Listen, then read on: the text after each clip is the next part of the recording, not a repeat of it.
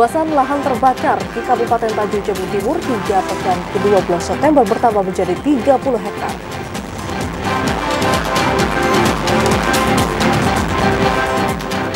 Bangunan pondok pesantren Ummul Masakin Batanghari rusak berat diterjang puting beliung.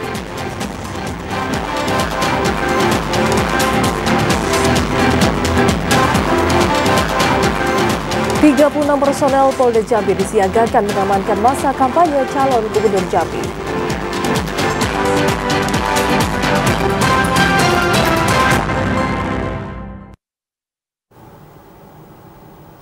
Selamat sore pemirsa, hari ini Rabu 25 September 2024. Jambi hari ini hadir kembali menyapa Anda dengan beragam informasi aktual dari Provinsi Jambi. Selain 3 berita utama tadi, tim redaksi kami juga telah menyiapkan sejumlah informasi menarik lainnya untuk Anda. Bersama saya Ahmad Solihin. Dan saya Vidya Francisca, inilah Jambi hari ini selengkapnya.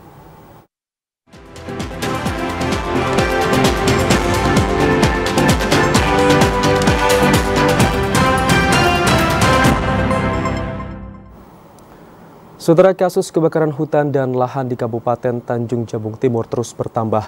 Luasan wilayah yang terbakar di tahun ini diklaim hampir mendekati luasan pada tahun lalu. Karhutla di Kabupaten Tanjung Jabung Timur terus terjadi. Pekan kedua bulan September, terdapat penambahan 30 hektar lahan terbakar di kawasan perbatasan Kabupaten Muaro Jambi dengan Desa Catur Rahayu, Kecamatan Dendang. Berdasarkan data BPBD setempat, sudah ada 17 kejadian karhutla di bumi sepucuk nipah Serumpun Nibung sepanjang tahun 2024. Kepala Pelaksana BPBD Kabupaten Tanjung Jabung Timur Helmi Agustinus mengatakan, luasan yang terbakar hingga kini mencapai 96 hektar yang berasal dari vegetasi gambut dan mineral.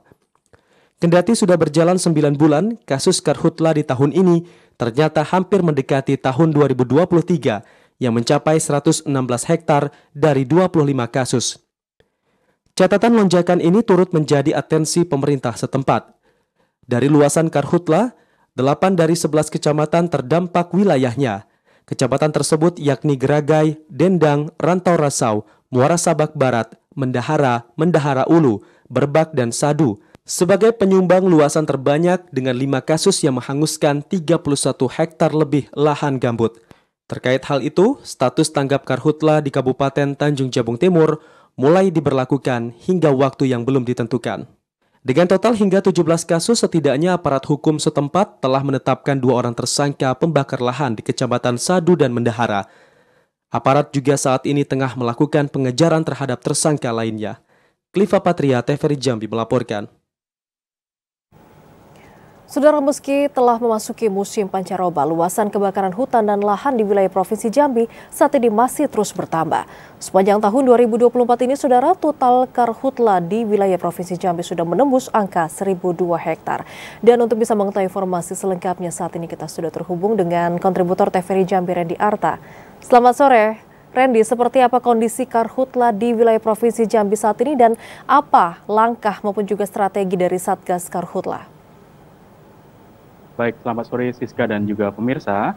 Walaupun wilayah Provinsi Jambi sudah memasuki periode musim pancaroba atau peralihan dari musim kemarau ke musim hujan, kebakaran hutan lahan di Provinsi Jambi masih terus bertambah. Berdasarkan informasi yang disampaikan oleh BPBD Provinsi Jambi, hingga awal minggu keempat bulan September ini, total karhutla di Provinsi Jambi sudah menembus angka 1.002 hektar.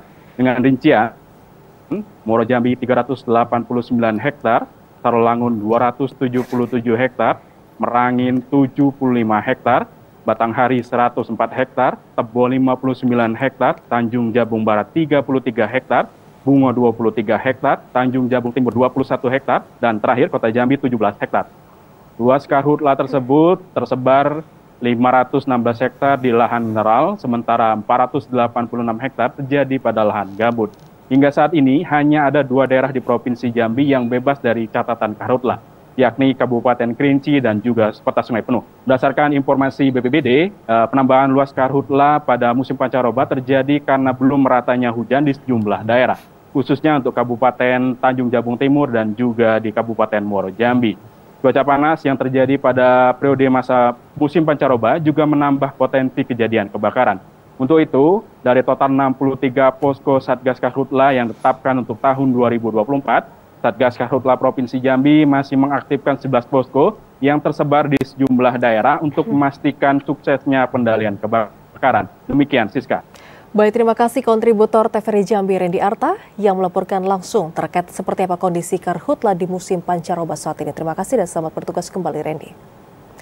Kita ke sorotan lainnya, Saudara. Akibat terjangan angin puting beliung, bangunan di pondok pesantren di Kecamatan Pemayung, Kabupaten Batanghari mengalami kerusakan yang cukup berat. Dan beruntung dari kejadian tersebut tidak menelan korban jiwa.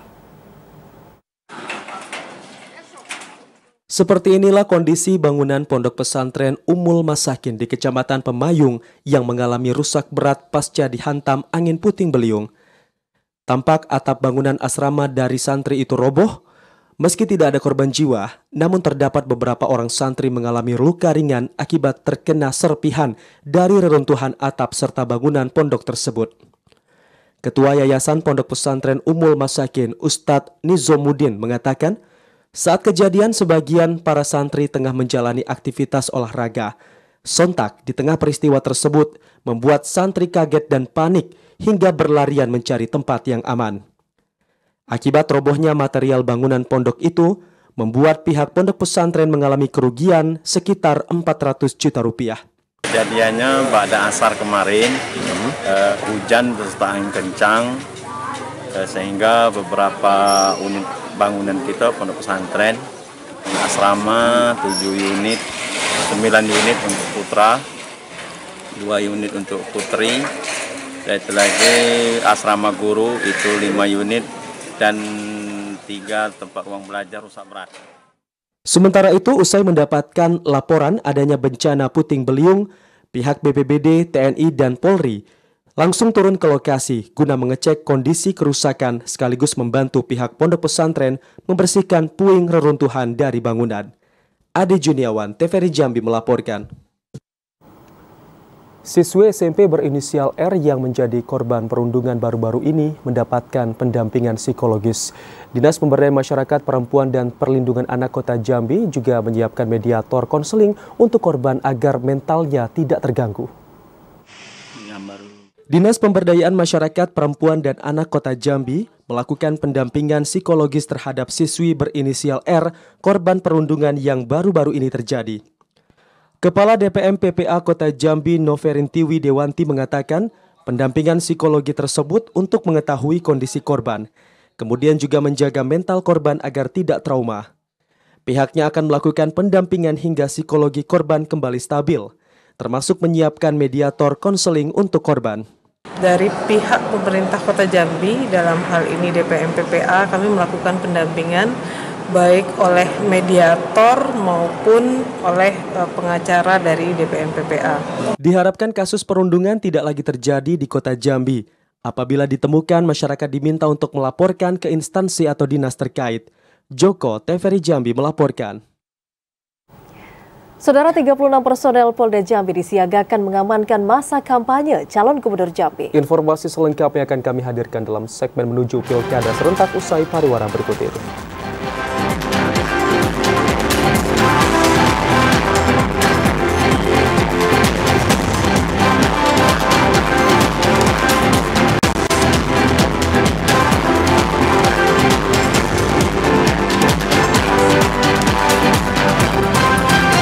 Bergabung bersama kami dalam segmen menuju Pilkada 2024. Saudara penjabat Bupati Sorolangun Bahril Bakri menghadiri rapat pleno terbuka pengundian dan penetapan nomor urut pasangan calon Bupati dan Wakil Bupati Sorolangun untuk Pilkada serentak tahun 2024. Salah satu tugas utama penjabat bupati yang ditunjuk Menteri Dalam Negeri, yakni menjaga kelancaran dan netralitas seluruh proses pilkada agar berjalan aman, damai, dan lancar, sehingga dapat melahirkan kepala daerah dan wakil kepala daerah yang terbaik bagi Kabupaten Sorolangun. Hal tersebut disampaikan penjabat Bupati Sorolangun Bahri pada saat menghadiri rapat pleno terbuka pengundian dan penetapan nomor urut paslon Bupati dan Wakil Bupati Sorolangun dalam Pilkada serentak 2024. Bahri mengajak semua pasangan calon serta penyelenggara pemilu serta Bawaslu untuk bisa memastikan semua proses dan tahapan pilkada serentak di bumi sepucuk adat Serumpung Peseko berjalan sesuai dengan tahapan serta regulasi yang sudah ditetapkan. Diharapkan seluruh pasangan calon benar-benar memiliki niat untuk bisa memajukan dan meningkatkan kesejahteraan dan pembangunan di Kabupaten Sarolangun. Terutama tugas saya memastikan pemilu pilkada dilaksanakan secara tertib, aman, terkendali sesuai dengan tahapan jadwal yang ditetapkan oleh KPU kita. KPU Sarolangun menetapkan nomor urut 1 pasangan calon Muhammad Fauzi dan Sahara, nomor urut 2 pasangan calon Muhammad Madal dan Nur Muhammad Agus, pasangan calon nomor urut 3 Tantowi Jauhari dan Haris Abe, pasangan calon nomor urut 4 Hilalatil Badri dan Aang Purnama, dan pasangan calon nomor urut 5, Hurmin dan Geri Trisatwika. Edi Kusnadi, TVRI Jambi, melaporkan. Saudara penjabat Bupati Sarolangun menghadiri deklarasi kampanye damai dalam pemilihan Bupati dan Wakil Bupati Sarolangun. Dan diharapkan paslon maupun juga tim pendukung serta seluruh masyarakat agar dilaksanakan kampanye dengan damai dan juga kondusif.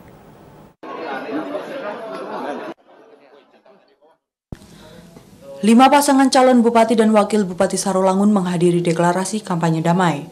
Pasangan calon nomor urut 1 Muhammad Fauzi dan Sahara, pasangan calon nomor urut 2 Muhammad Madil dan Nur Muhammad Agus, pasangan calon nomor urut 3 Tantowi Jauhari dan Haris Abe, pasangan calon nomor urut 4 Hilalatil Badri dan Aang Purnama, dan pasangan calon nomor urut 5 Hurmin dan Giri Trisatwika. Ketua Komisi Pemilihan Umum Kabupaten Sarolangun Ahmad Bujadit memimpin deklarasi serta ikrar kampanye damai yang diikuti seluruh pasangan calon. Kemudian dilanjutkan dengan penandatanganan Fakta Integritas Kampanye Damai bersama pasangan calon, unsur Forkopimda, Komisioner KPUD Sarolangun, dan Komisioner Bawaslu.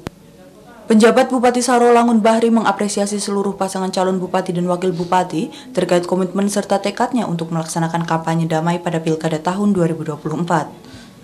Penjabat Bupati Sarolangun Bahri juga mengajak dan mengimbau agar seluruh pengurus partai politik, tim sukses, serta simpatisan pasangan calon, serta seluruh masyarakat untuk melaksanakan kampanye dengan damai dan santun. Sebagaimana kita ketahui bersama bahwa kampanye dilakukan oleh pasangan calon merupakan bagian penting dari proses demokrasi. Karena melalui kampanye, para calon bupati dan wakil bupati menyampaikan visi dan misi dan program-program kepada masyarakat. Penjabat Bupati Sarolangun mengucapkan terima kasih kepada seluruh pihak yang terlibat dalam pelaksanaan Pilkada 2024, mulai dari KPU, Bawaslu, TNI Polri, partai politik, ormas, dan insan pers, serta masyarakat. Edi Kusnadi, TVRI Jambi melaporkan. Pelaksanaan deklarasi kampanye damai telah dilakukan oleh KPU Batanghari pada Selasa sore kemarin. Meski hanya terdapat calon tunggal pada pilkada serentak kali ini, namun KPU berharap paslon tetap patuhi aturan selama kampanye berlangsung. Dan untuk mengetahui informasi selengkapnya, saat ini kita telah terhubung dengan kontributor TVRI Jambi, Ade Juniawan, langsung dari Kabupaten Batanghari. Selamat sore, Ade. Apa yang ditekankan oleh KPU selama masa kampanye ini? Selamat sore Amzol dan pemirsa TVRI Jambi.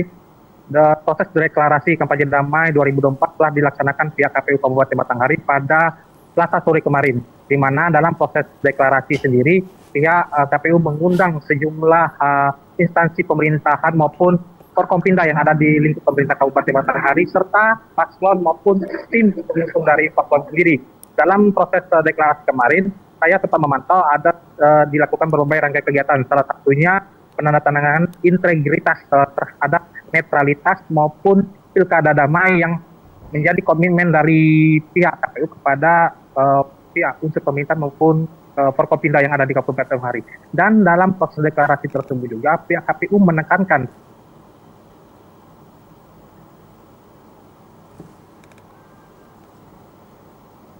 Ya, sepertinya kami terkendala untuk bergabung bersama Ade Juniawan. Terima kasih atas laporan Anda dan selamat sore, selamat bertugas kembali. Kita beralih ke informasi selanjutnya, Saudara. 36 personil dari Satuan Brimob, Samapta, dan Lalu Lintas Polda Jambi disiagakan selama masa kampanye calon Gubernur Jambi. Diharapkan dengan ditugaskan satuan khusus ini, seluruh proses kampanye dapat berjalan aman dan lancar. Polda Jambi menggelar apel pemberangkatan Walpri Satgas calon gubernur dan wakil gubernur Jambi di lapangan Hitama Polda Jambi Selasa sore kemarin.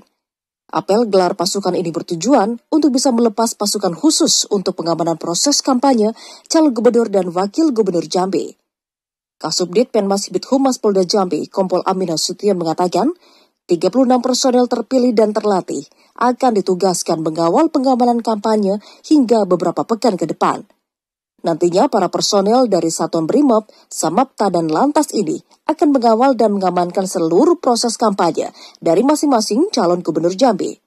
Untuk yang dikerahkan personil WAPRI itu adalah orang yang terpilih yang sudah dilatih dan itu berjumlah sekitar 36 orang. Ini dari satuan mana aja? Dari satuan, dari Brimob, Sabara, Intel, Reskrim, yang mana mereka ini sudah terpilih. Diharapkan dengan ditugaskan satuan khusus ini, seluruh proses kampanye dapat berjalan aman dan juga lancar. Asar TVRI Jambi melaporkan. Saudara, KPU Kabupaten Bungo kembali menerima logistik untuk Pilkada 2024. Logistik tahap kedua kali ini berupa 1.254 botol tinta untuk kelengkapan tempat pemungutan suara. KPU Bungo kembali menerima logistik Pilkada 2024 berupa tinta yang akan digunakan pada saat pemungutan suara nanti.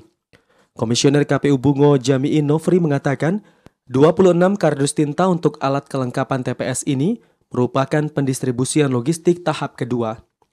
Ribuan botol tinta yang dikemas dalam kotak masing-masing berisi 50 botol dengan jumlah keseluruhannya 1.254 botol tinta telah disimpan di gudang KPU dan dijaga ketat oleh pihak keamanan.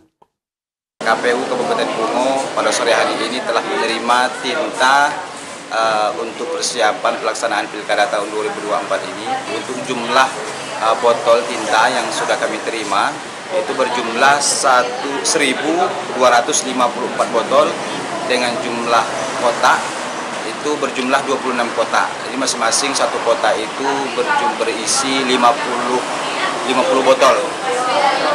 Kemudian untuk jasa untuk pembuat atau mungkin PT yang sudah kami tetapkan sesuai yang ditetapkan oleh provinsi, yaitu di PT Sinar Abadi Pritindo yang beralamat di Jakarta. Sebelumnya, pada distribusi tahap pertama, KPU Kabupaten Bungo telah menerima logistik Pilkada 2024 berupa bilik suara sebanyak 2.508. Logistik tersebut sudah diamankan dan disimpan di gudang KPU Bungo. Muhriandi, TVRI Jambi melaporkan. Saudara, Gubernur Jambi Al-Haris kemarin mengukuhkan 3 pejabat sementara kepala daerah. Informasi selengkapnya akan kami hadirkan usai pariwara berikut ini. Tetaplah bersama kami.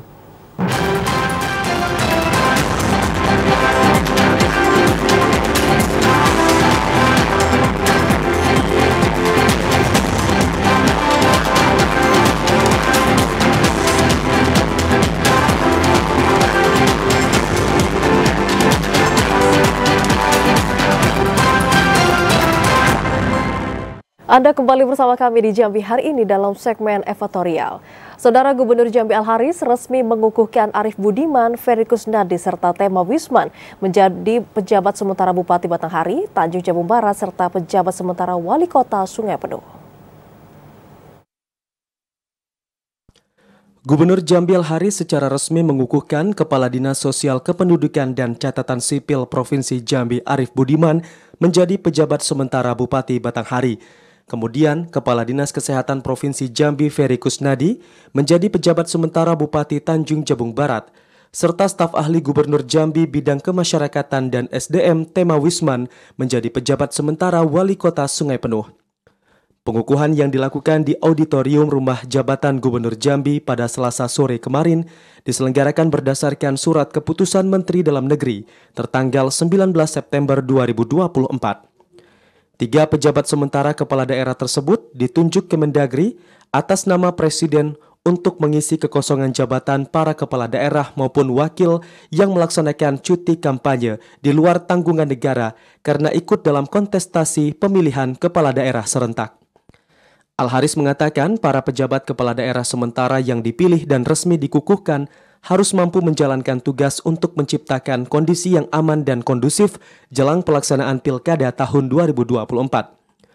Memastikan kelancaran tahapan pelaksanaan Pilkada dan menjaga netralitas ASN serta menjamin masyarakat dapat memilih menjadi tugas utama yang harus dilaksanakan dengan baik.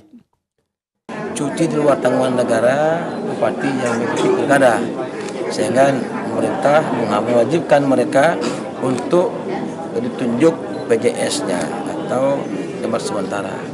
Nah, tugasnya sama dengan tugas-tugas rutin kepala daerah, ya. Dan yang pasti adalah beliau mengawal jalannya pilkada di daerah itu yang penting. Sehingga nanti sampai minggu tenang, sampai dilantiknya sampai selesai cuti kampanye, nanti beliau sudah aktif yang definitif tadi, maka habislah beliau ini masa jabatannya. Masa jabatan pejabat sementara Bupati Batanghari, Tanjung Jabung Barat serta pejabat sementara Wali Kota Sungai Penuh akan berlangsung dari tanggal 25 September hingga 23 November 2024 atau hingga selesainya cuti kampanye kepala daerah definitif. Randy Arta, TVRI Jambi melaporkan.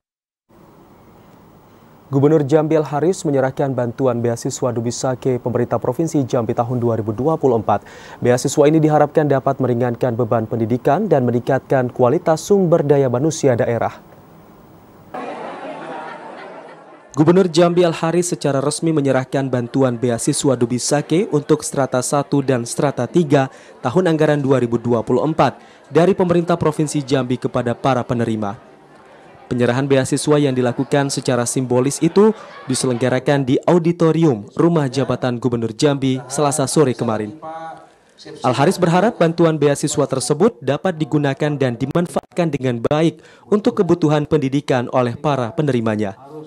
Tujuan pemerintah memberikan beasiswa pada jenjang pendidikan strata 1 dan strata 3 untuk masyarakat ini agar meringankan beban pendidikan dalam rangka meningkatkan kualitas sumber daya manusia daerah. Adik-adik yang menerima beasiswa ada S3 dan juga S1.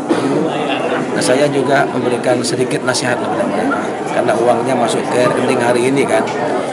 Agar pertama mereka gunakan uang ini memang untuk kebutuhan kuliah mereka. Jangan digunakan hal lain, ya. Resti Dewi Rahmawati, mahasiswi Stikes Gapu Jambi mengungkapkan rasa terima kasihnya atas bantuan beasiswa yang telah diberikan pemerintah Provinsi Jambi. Bantuan tersebut diharapkan dapat memberikan manfaat yang besar untuk membantu penyelesaian pembayaran biaya kuliah. Kami ucapkan terima kasih banyak untuk Bapak Gubernur Jambi telah memberikan bantuan untuk kami. Semoga ini bermanfaat bagi kami dan semoga panitia yang membantu kami dapat memberikan pahala. Hal senada juga diutarakan Maimunah Permatahati Hasibuan, mahasiswi doktoral Universitas Islam Negeri Sultan Taha Saifuddin Jambi, yang menjadi salah satu penerima beasiswa S3 dan merupakan dosen di UIN STS Jambi. Bantuan ini dinilai sebagai bentuk kepedulian besar pemerintah Provinsi Jambi untuk meningkatkan kualitas para dosen daerah. Bersyukur sekali karena dari adanya pemberian beasiswa di wisata ini kami merasa Pemprov Jambi peduli banget dengan penelitian kami dan kami berharap penelitian kami ini bisa menambah wawasan ilmu pengetahuan dan pendidikan khususnya untuk di daerah Pemprov Jambi. Tahun 2024, Pemprov Jambi total menyiapkan alokasi 375 bantuan beasiswa Dumisake, 300 untuk kuota strata 1 dengan nominal bantuan 15 juta rupiah, kemudian 75 untuk alokasi strata 3 dalam dan luar negeri dengan bantuan senilai 40 juta rupiah untuk masing-masing penerima. Randy Arta, TVRI Jambi melaporkan. Sementara itu, Saudara, Dinas Pendidikan Kota Jambi mengapresiasi siswa berprestasi dari tingkat regional hingga internasional. Dan sebanyak 804 siswa termasuk juga guru diberikan apresiasi dalam bentuk hadiah. 804 siswa-siswi berprestasi termasuk guru di Kota Jambi mendapat apresiasi dari pemerintah Kota Jambi. Mereka telah mengharumkan nama Kota Jambi di tingkat regional hingga tingkat internasional. Apresiasi yang diberikan dalam bentuk hadiah tersebut diserahkan langsung oleh penjabat Wali Kota Jambi Sri Purwaningsih di lapangan tenis Dinas Pendidikan Kota Jambi. Diharapkan hadiah ini dapat menambah motivasi mereka dan dapat meningkatkan kemampuan prestasi yang dimiliki. Dari 804 itu, 700 diantaranya siswa-siswi dari tingkat TK, SD, dan SMP berprestasi di tingkat provinsi. Kemudian 287 dan 413 berprestasi di tingkat nasional dan internasional. Sementara 6 dari 101 guru diantaranya berprestasi di tingkat provinsi dan 95 guru berprestasi di tingkat nasional. Selanjutnya ada 3 kepala sekolah yang juga berprestasi di tingkat provinsi. Kesempatan kali ini pemerintah Kota Jambi memberikan apresiasi kepada para guru maupun para peserta didik yang berprestasi tersebut. Gunanya untuk apa? Untuk memotivasi mereka supaya terus menjaga prestasinya. Kepala Dinas Pendidikan Kota Jambi Mulyadi berharap seluruh siswa-siswi dapat meningkatkan prestasinya, baik di bidang akademik, olahraga maupun bidang lainnya. Pemerintah Kota Jambi melalui Dinas Pendidikan Kota Jambi memberikan apresiasi dan penghargaan hadiah bagi anak-anak kita yang sudah berprestasi baik tingkat provinsi, nasional, dan internasional. Bukan hanya siswa, tapi juga guru kita berikan perhatian termasuk Bapak Ibu Kepala Sekolah. Dinas Pendidikan Kota Jambi menargetkan di tahun 2025 jumlah siswa berprestasi harus mencapai 1.000 orang, sehingga sekolah berperan aktif dalam mengembangkan bakat siswa. Joko TVRI Jambi melaporkan. Perbaikan infrastruktur jalan di Kabupaten Batanghari saat ini terus dimaksimalkan, seperti di ruas jalan Desa Rantau Gedang, Kecamatan Mersam. Dalam proses pengerjaan, Bupati Batanghari turun langsung untuk meninjau. Kegiatan perbaikan ruas jalan kabupaten di Desa Rantau Gedang, Kecamatan Mersam saat ini terus dilakukan. Perbaikan jalan sepanjang 2,38 km ini ditinjau langsung Bupati Batanghari Muhammad Fadil Arif pada Selasa siang kemarin. Dalam proses itu tampak konstruksi perbaikan yang menggunakan rigid beton menggunakan dana alokasi umum dengan nilai anggaran mencapai 9,4 miliar rupiah. Bupati Batanghari Muhammad Fadil Arif mengatakan, dengan adanya perbaikan jalan, diharapkan dapat memberikan kemudahan bagi warga sekitar dalam menjalani aktivitas sehari-hari, mulai dari pendidikan, pelayanan kesehatan, hingga perekonomian warga sekitar. Harapkan jadi akses pendidikan dan pelayanan kesehatan dari desa Semewa, desa Rantau Gedang, Simpang Rantau Gedang, itu berjalan dengan baik. Hasil kepada masyarakat bisa didistribusikan dengan baik. Karena kita sama-sama saksikan tadi salah satu sawahnya berada di ruas jalan ini. Kepala Dinas Pekerjaan Umum dan Tata Ruang Kabupaten Batanghari, Ajrisa Windra menyebutkan, proses kegiatan jalan sudah mencapai 30%. Ditargetkan pekerjaan jalan rigid beton tersebut dapat diselesaikan sesuai kontrak pekerjaan, yakni 17 November mendatang. Penanganan 2,38 km dengan nilai 9,4 miliar. Sementara itu, sejak pembangunan infrastruktur jalan yang telah dikerjakan oleh pemerintah daerah, kondisi ruas jalan kabupaten dalam kategori baik sudah mencapai 60%. Ade Juniawan, TVRI Jambi melaporkan. Saudara, sejumlah informasi seputar MTQ ke-53 di Kabupaten Kerinci akan kami hadirkan usai pariwara berikut ini bersama Yogi Aprilianto. Untuk itu, tetaplah bersama kami di Jambi hari ini.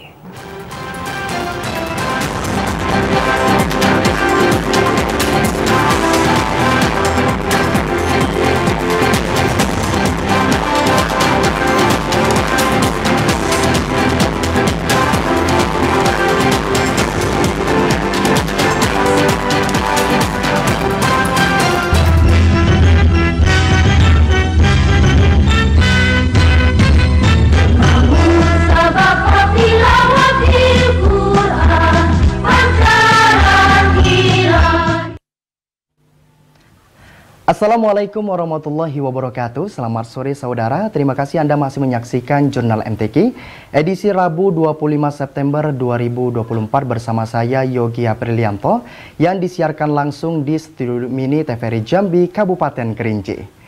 Mengawali informasi Jurnal MTQ pada sore hari ini, saudara, mengangkat tema nasional ketahanan keluarga dan transformasi digital. 6 orang finalis cabang lomba karya tulis ilmiah Al-Quran bersaing ketat untuk memberikan karya terbaiknya. Pelaksanaan cabang lomba karya tulis ilmiah Quran pada MTQ ke-53 tingkat Provinsi Jambi telah memasuki babak final. 3 peserta putri dan 3 peserta putra bersaing secara ketat mempresentasikan karya tulis Quran yang telah dibuat saat babak semifinal. Di babak final hari ini, peserta yang berhasil lolos mengaku semangat dan percaya diri, serta telah mempersiapkan bahan presentasi terbaik untuk menghasilkan karya terbaik. Ya, kita mengadakan pelatihan bersama pelatih-pelatih.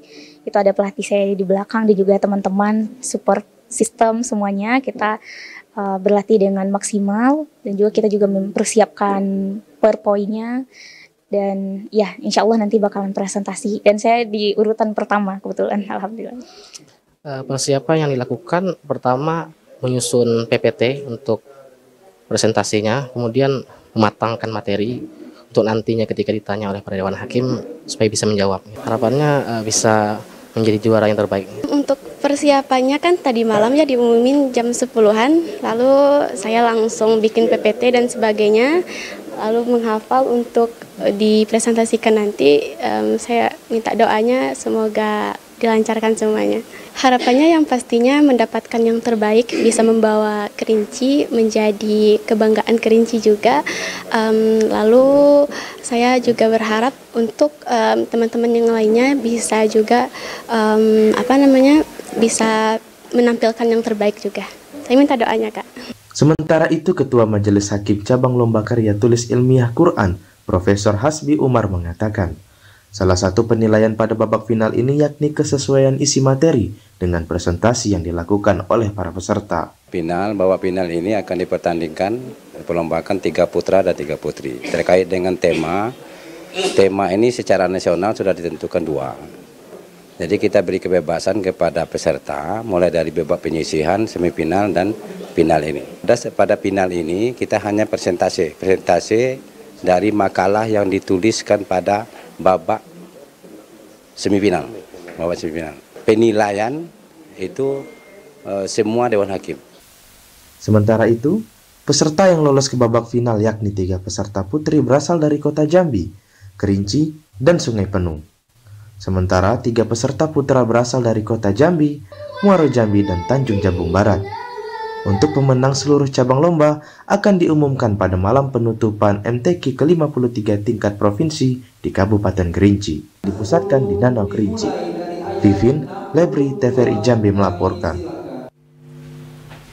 3 regu putra dan 3 regu putri bersaing ketat untuk meraih peringkat pertama pada cabang lomba Fahmil Al-Quran.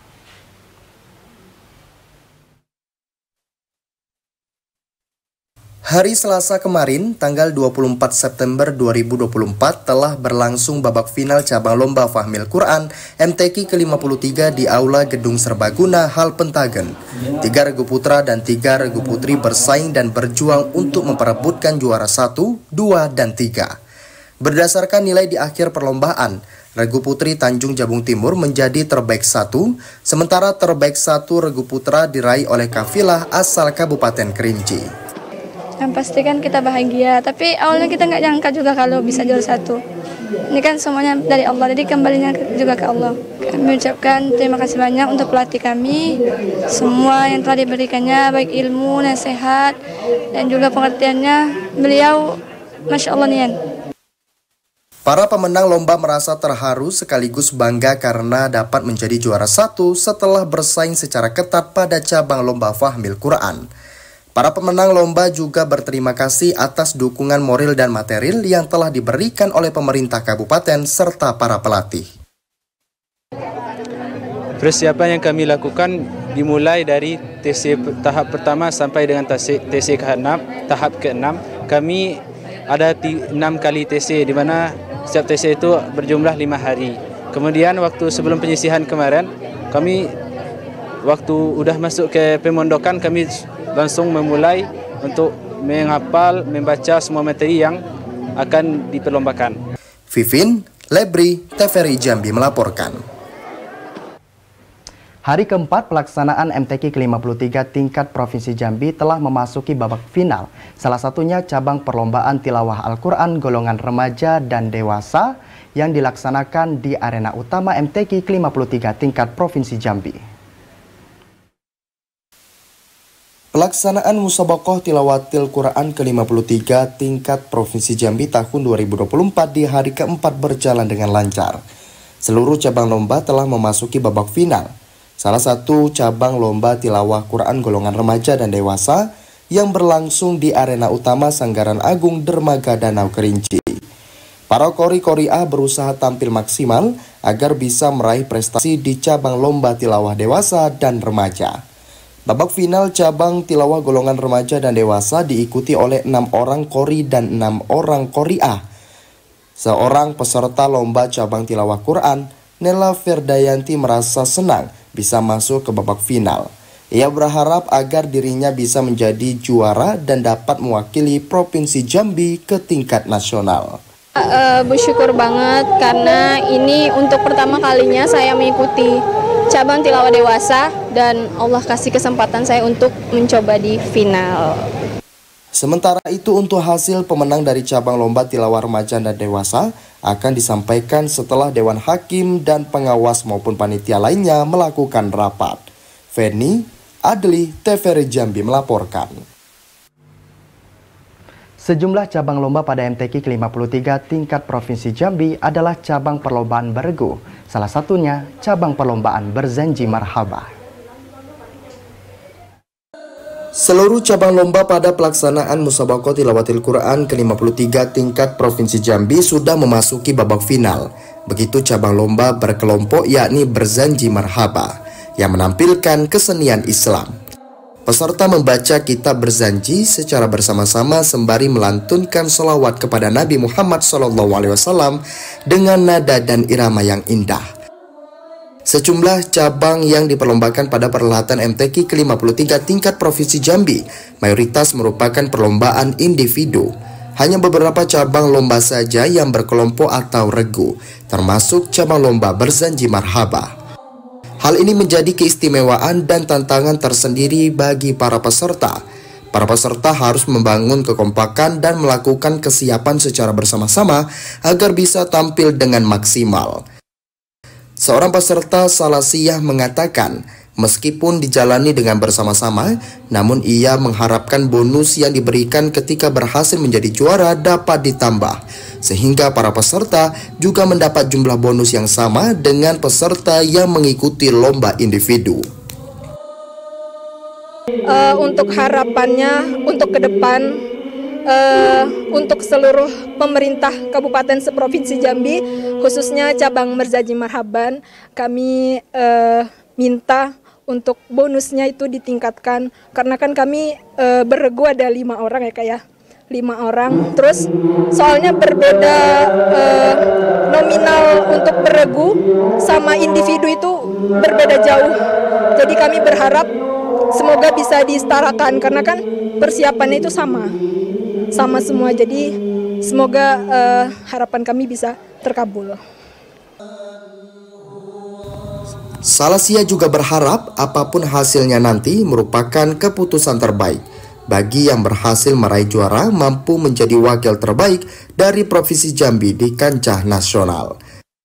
Cynthia, Feni, TVRI Jambi melaporkan. Hingga hari kelima, rangkaian kegiatan pelaksanaan MTQ ke-53 tingkat Provinsi Jambi telah selesai. Meski terdapat kendala beberapa oleh Dewan Hakim, namun tidak mempengaruhi dalam penilaian peserta. Peranan dan tugas Dewan Hakim pada pelaksanaan Musabaqah Tilawatil Quran sangat penting. Untuk memberikan penilaian secara profesional, dibutuhkan sarana dan prasarana yang memadai dalam mendukung setiap pelaksanaan cabang lomba. Ketua Dewan Hakim MTQ ke-53 Hadri Hasan mengatakan, meski ditemukan beberapa kendala teknis, namun tidak mempengaruhi kinerja Dewan Hakim dalam menilai peserta. Sejauh ini semua cabang lomba dapat berjalan sesuai yang ditetapkan. Baik, terima kasih. Tahun ini di Kerinci ini alhamdulillah sejak dari awal berjalannya Musabaqah Tilawatil Quran, demi majelis sudah sampai laporannya, alhamdulillah tidak ada laporan yang kurang menyenangkan atau yang agak kurang sesuai dengan ketentuan yang berlaku. Alhamdulillah semuanya berjalan dengan baik dan tepat waktu. Hanya saja mungkin tergantung pada kapan mulainya. Pokoknya semuanya berjalan dengan baik, alhamdulillah. Sementara itu, Kepala Kanwil Kementerian Agama Provinsi Jambi, Jostavia mengatakan, kendala yang ditemukan selama pelaksanaan MTQ tingkat Provinsi Jambi ke-53 di Kabupaten Kerinci masih dalam kategori yang dapat segera diatasi. Jostavia menilai Kabupaten Kerinci telah melakukan dan menyediakan sarana dan prasarana yang terbaik pada ajang perhelatan akbar tahunan ini. Alhamdulillah, beberapa hari yang lalu kita sudah melakukan dan mengikuti pembukaan MTQ ke-53 di Kerinci, dan kita telah melakukan evaluasi sampai hari ini tidak ada hambatan yang berarti. Vivin Lebriansa, TVRI Jambi melaporkan. Pelaksanaan MTQ ke-53 tingkat Provinsi Jambi bukan hanya ajang perlombaan, namun menjadi keuntungan bagi para pedagang yang berjualan di sekitar arena utama MTQ ke-53. Perhelatan Akbar MTQ ke-53 tingkat Provinsi Jambi tidak hanya menjadi ajang perlombaan bagi para kafilah dari 11 kabupaten kota se-Provinsi Jambi, namun juga berdampak pada peningkatan pendapatan para pedagang yang berjualan di sekitar arena utama MTQ ke-53 di dermaga Danau Kerinci. Hal ini diakui seorang pedagang perlengkapan sholat nafiza. Dalam waktu 1 hari ada ratusan pengunjung datang ke lapaknya untuk membeli semua bentuk perlengkapan sholat, mulai dari sorban, sejadah, kopiah, hingga baju muslim. Untuk harga yang ditawarkan berkisar Rp15.000 hingga Rp150.000. Itu harganya itu Bu, mulai dari berapa Bu? Mulai dari Rp15.000 sampai Rp150.000. Ini bahannya ini dari mana Bu? Kalau bahannya dari Jakarta. Dari Jakarta Bu ya. Bu, mungkin harapannya Bu ke depan Bu? Ke depannya lebih bagus lah.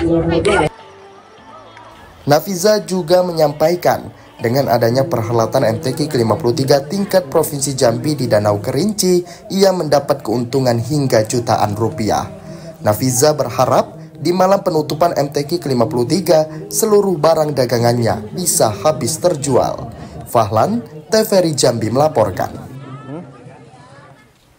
Disduk Capil dan KPU Kabupaten Kerinci bekerja sama untuk membuka stand layanan perekaman KTP elektronik bagi pemilih pemula di lokasi arena utama MTQ ke-53 tingkat Provinsi Jambi di Kabupaten Kerinci.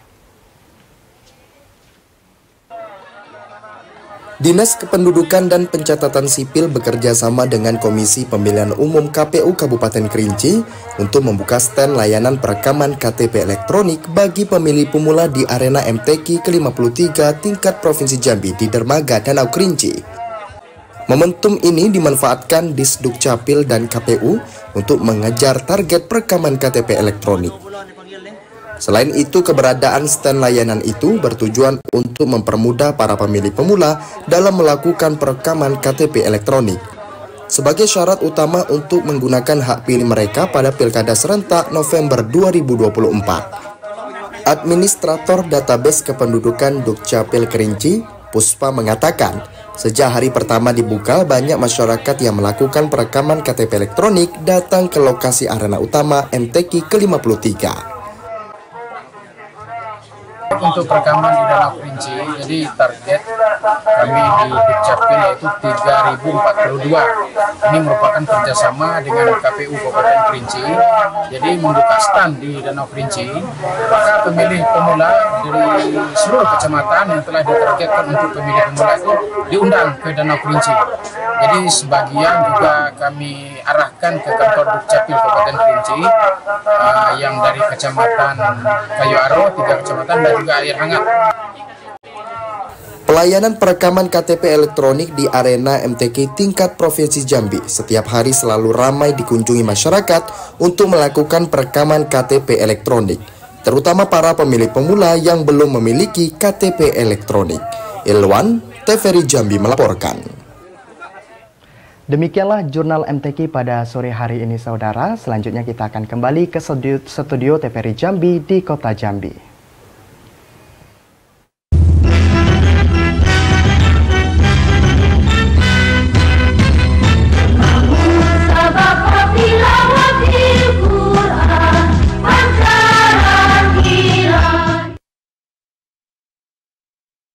Lanjutkan Jambi hari ini, saudara, di segmen ataupun juga di dalam kasus narkoba ataupun juga darurat narkoba. Sepanjang Juli hingga September tahun 2024 kali ini, saudara, Polres Bungo berhasil mengungkap ada 31 kasus penyalahgunaan narkotika jenis sabu dan juga ganja. Dan sebanyak 52 tersangka terdiri dari 49 pria dan 3 orang wanita.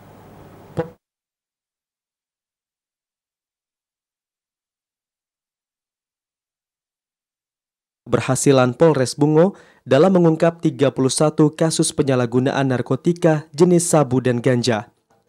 52 orang tersangka ditangkap, terdiri dari 49 pria dan 3 wanita. Kapolres Bungo AKBP Natalena Eko Cahyono mengatakan, sepanjang Juli hingga September 2024, pihaknya melalui Res Narkoba berhasil mengamankan barang bukti berupa 791,46 gram sabu, 3 butir pil ekstasi, serta 1.231,47 gram ganja. Jika diuangkan, total nilai barang bukti tersebut berkisar 1 miliar rupiah.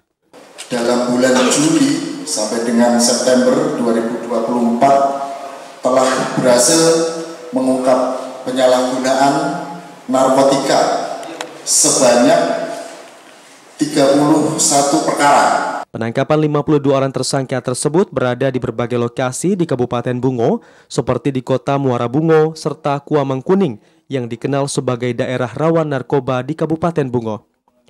Dari perbuatan 52 orang tersangka dijerat dengan pasal 114 dan 112 Undang-Undang Nomor 35 Tahun 2009 tentang narkotika dengan ancaman pidana 5 tahun sampai 20 tahun penjara. Muhriandi, TVRI Jambi melaporkan.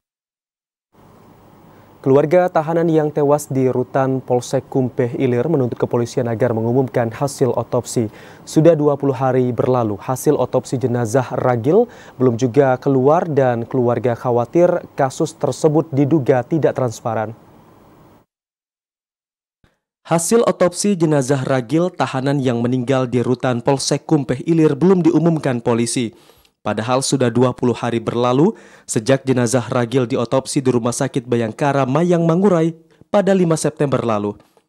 Pihak keluarga menuntut penyidik Polres Muaro Jambi agar segera mengumumkan hasil otopsi tersebut. Menurut kakak korban, Winda Mardiati, pihak keluarga menunggu kepastian penyebab tewasnya Ragil. Mereka khawatir polisi menutup-nutupi kasus tersebut lantaran Ragil tewas diduga dianiaya oknum Polsek Kumpeh Ilir. Berharap sesuai dengan janji yang disampaikan kepada kami bahwa kasus ini akan dijelaskan secara terang benderang, diselesaikan secara terang benderang. Tapi sampai hari ini seperti yang sudah disampaikan tadi, kurang lebih 20 hari kami menunggu terang benderang yang ingin disampaikan kepada kami, tapi kami tidak menerimanya sampai hari ini. Sebelumnya, Polsek Kumpeh Ilir Kabupaten Muaro Jambi rusak parah usai diserang oleh sejumlah warga pada 5 September lalu. Pengerusakan itu dilatar belakangi oleh tewasnya seorang tahanan berinisial R di dalam rutan polsek tersebut. Menurut informasi, R tewas diduga akibat gantung diri menggunakan ikat pinggang.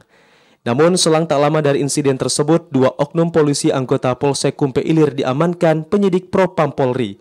Keduanya diduga melanggar kode etik dan disiplin dan diduga terlibat di balik tewasnya Ragil. Ari Haryono, TVRI Jambi melaporkan. Saudara, penyidik Satreskrim akhirnya mengamankan 5 orang di balik tewasnya seorang pria dalam aksi tawuran kelompok berandalan bermotor. Kelimanya masih berstatus anak di bawah umur.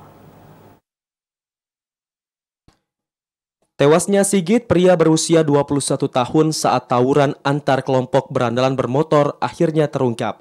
Satreskrim Polresta Jambi telah mengamankan 5 orang pelaku yang diduga terlibat di balik tewasnya Sigit. Hingga saat ini, Satreskrim Polresta Jambi belum mengumumkan identitas kelima pelaku tersebut. Hanya saja penyidik Satreskrim Polresta Jambi memastikan kelimanya masih anak di bawah umur dan sebagian masih berstatus pelajar. Dalam waktu dekat, polisi bakal mengumumkan kelima tersangka tersebut. Penyidikan untuk tersangka sudah kita amankan 5 orang. Sudah. Nanti untuk gelar resminya akan kita lakukan press release. 5 orang ini yang terlibat pembacaan? Yang untuk sementara terlibat dalam rangkaian. Sebelumnya aksi tawuran antar remaja kelompok berandalan bermotor terjadi di kawasan Talang Bakung, Kota Jambi pada Sabtu malam. Dalam tawuran tersebut, 3 orang dilarikan ke rumah sakit akibat menderita luka sabetan senjata tajam. Satu di antaranya bernama Sigit meninggal dunia setelah dirawat di rumah sakit. Ari Haryono, TVRI Jambi melaporkan. Beralih ke informasi lain, melestarikan produk kerajinan tangan yakni anyaman tikar dari bahan daun pandan masih dilakoni seorang warga di Kecamatan Marosebo, Kabupaten Jambi. Anyaman dari bahan dasar daun pandan ini semakin tergerus dimakan zaman. Usaha kerajinan yang terbilang langka yakni anyaman tikar yang terbuat dari daun pandan masih dilakukan sebagian warga. Seperti salah seorang warga Siti Hawa di Desa Muara Jambi, Kecamatan Marosebo, Kabupaten Muara Jambi. Meski usianya telah menginjak 64 tahun, namun tidak menyurutkan semangat bagi Siti Hawa untuk tetap mempertahankan kerajinan yang telah dilakukannya sejak masih muda. Tidak ada pola khusus dalam membuat kerajinan anyaman ini. Daun pandan yang telah bebas dari duri langsung dimasukkan daun pandan kering satu dengan yang lain. Kemudian ditarik dengan seimbang. Untuk satu lembar anyaman tikar dapat menghabiskan waktu selama 10 hari, mulai dari pelepasan duri, masa penjemuran hingga penganyaman. Untuk satu lembar anyaman tikar yang terbuat dari daun pandan, dihargai Rp100.000 hingga Rp200.000 tergantung dengan ukuran. Yang kesulitannya bikin tikar kah? Iya. Nah, kadang tuh air panas lah. Kali penghujan, udah kering. Ngalahin Mbak ya? Anyaman tikar pandan ini tidak hanya digunakan untuk alas duduk atau tidur, namun juga digunakan untuk keagamaan atau tempat bagi bayi dan perempuan yang baru melahirkan. Azam Afnan, TVRI Jambi melaporkan. Informasi tadi sekaligus menutup perjumpaan kita di Jambi hari ini. Terima kasih atas perhatian dan kebersamaan Anda. Dan akhirnya saya Ahmad Solihin. Dan saya Vidya Francisca pamit undur diri. Wassalamualaikum warahmatullahi wabarakatuh dan sampai jumpa.